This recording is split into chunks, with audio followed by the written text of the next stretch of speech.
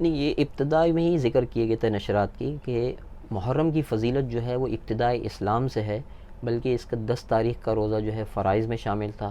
پھر اس کے بعد جو ہے رمضان کے بعد بھی یہ روزہ باقی رہا، اور رسول اللہ صلی اللہ علیہ وسلم نے آخر تک اس روزے کو رکھا، اور آج تک امت رکھتی آ رہی ہے.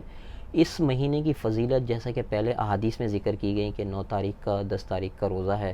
اس کے علاوہ اس مہینے میں مختلف یعنی پورا مہینہ روزہ رکھنے کی بھی فضیلت ہے، کثرت سے روزہ رکھنے کی بھی فضیلت ہے، اور یہ اشہر حرم میں سے ہے. تو اس کی فضیلت شروع ہی سے ہے، کربلا سے اس کی حیثیت نہیں ہے.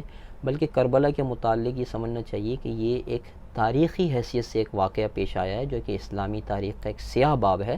اور اس سے اس مہینے کے اندر یعنی یوں کہہ لیں کہ ہمیں ایک ایسا واقعہ نظر آتا ہے جو کہ ظلم اور زیادتی اور بربریت کی مثال قائم کرتا ہے. لیکن شرعی اعتبار سے اس کو اہمیت دینا یا اس کو دین کا یا شریعت کا جز سمجھ کر یا بتا کر اس کو آگے بیان کرنا یا چلانا، یا یہ سمجھنا کہ محرم کی فضیلت کربلا کے واقعے کی وجہ سے ہے، یہ سراسر جو ہے ناسمجھی ہے اور کم فہمی ہے. اس سے بچنا ضروری ہے. یہ ابتدائی اسلام سے ہی ایک فضیلت والا مہینہ ہے جو جس کے بارے میں روایات مختلف طور پر ہمیں ملتی ہیں. جزاک اللہ خیر مولانا صاحب.